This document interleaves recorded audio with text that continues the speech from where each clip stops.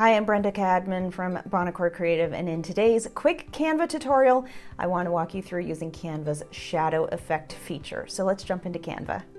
So I want to show you how to use the shadows effect. I've just chosen a random image here. Now I've chosen one that has a transparent background that is just cut out because I think it's going to give me a little more control over the shadow. But you could use any sort of image that you want if you wanted to add a shadow to it. It could be rectangular, it could be square, whatever you want to use. But we'll just use this for now. So what you're going to do is you're going to select it by clicking on the element, or rather the photo that you want to add the shadow to, and you're going to click on the effects button here. What you're going to see if this is the first time that you're using the shadows effect is that it doesn't appear up at the top here because it's not enabled in your account. You're going to look under You May Also Like, and if you look for shadows and then click on connect, it's going to add it into your account, and now you can see it added up top here. So with my image still selected, I'm going to click on See All so I can see all of the shadow options that are available to me.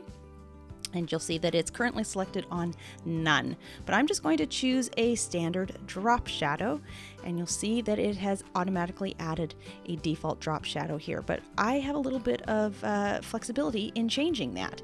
If you click on the little icon that appears now that the drop shadow has been selected, you're going to see that you can change the position of your shadow. Got from top to top right, and so on, these different options here.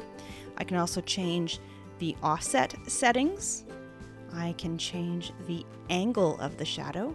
I can change the level of transparency on the shadow as well. So for example, if I wanted to make it lighter, I can have it down here. If I want it to be darker, I can move it up. And then I can also change the blur settings.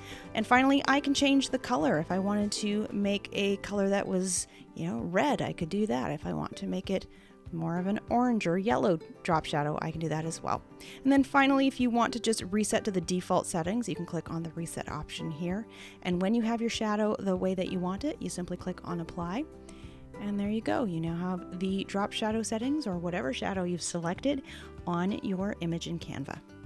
Stay tuned for more quick Canva tips and tutorials, and if you're looking for a step-by-step introduction to using Canva more efficiently in your business, be sure to check out my Canva 101 mini course.